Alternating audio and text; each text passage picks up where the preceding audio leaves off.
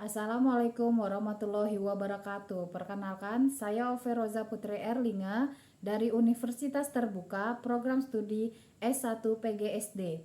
Pada kesempatan kali ini, saya akan melakukan praktikum IPA di SD dengan judul Sistem Pencernaan Makanan.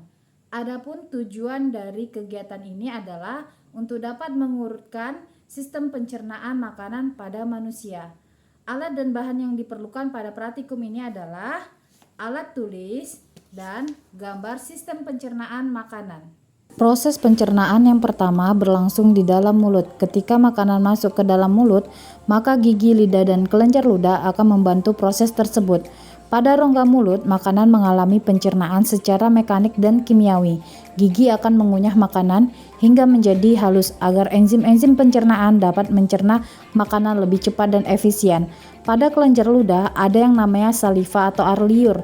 Ludah memiliki enzim pitialin atau amilase yang berfungsi mengubah makanan yang mengandung zat karbohidrat menjadi gula sederhana atau maltosa. Setelah dari mulut, makanan akan masuk ke dalam kerongkongan. Kerongkongan merupakan saluran penghubung antara rongga mulut dengan lambung. Fungsi dari kerongkongan sebagai jalan bagi makanan yang telah dikunyah dari mulut menuju lambung. Pencernaan selanjutnya terjadi di lambung. Lambung memiliki 3 bagian, yaitu bagian atas atau kardiak, bagian tengah yang membulat atau fundus, dan bagian bawah atau pilorus.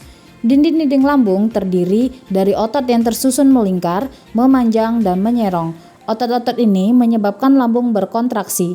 Akibatnya, makanan teraduk dengan baik sehingga bercampur merata dengan getah lambung. Dinding lambung mengandung sel-sel kelenjar yang berfungsi sebagai kelenjar pencernaan yang menghasilkan getah lambung. Getah lambung tersebut mengandung air lendir, asam lambung, enzim renin, dan enzim pepsinogen.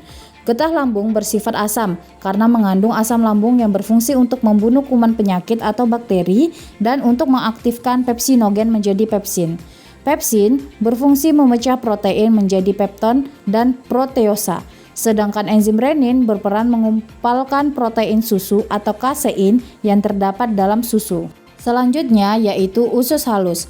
Organ ini merupakan tempat penyerapan sari makanan dan tempat terjadinya proses pencernaan yang paling panjang. Usus halus terdiri dari 3 bagian, yaitu usus 12 jari, usus kosong, dan usus penyerap.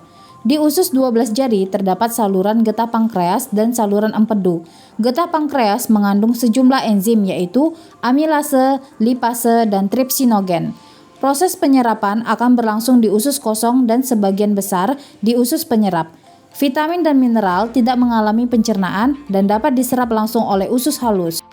Makanan yang tidak dicerna di usus halus seperti selulosa bersama dengan lendir akan menuju ke usus besar menjadi feses. Di dalam usus besar terdapat bakteri E. coli yang membantu proses pembusukan sisa-sisa makanan menjadi feses. Selain membusukkan sisa-sisa makanan, bakteri tersebut akan menghasilkan vitamin K yang berperan dalam proses pembekuan darah. Perjalanan makanan sampai di usus besar mencapai antara 4-5 jam. Namun di usus besar makanan dapat disimpan selama 24 jam. Sebelum dikeluarkan melalui anus, feses akan disimpan di dalam rektum. Sensor di rektum akan mengirim sinyal ke otak untuk memutuskan apakah feses perlu dikeluarkan atau tidak. Setelah itu, feses yang siap dibuang akan dikeluarkan melalui anus. Otot anus berfungsi untuk menahan dan menjaga feses agar tidak keluar dari rektum sebelum saatnya. Sekian praktikum saya kali ini. Terima kasih. Wassalamualaikum warahmatullahi wabarakatuh.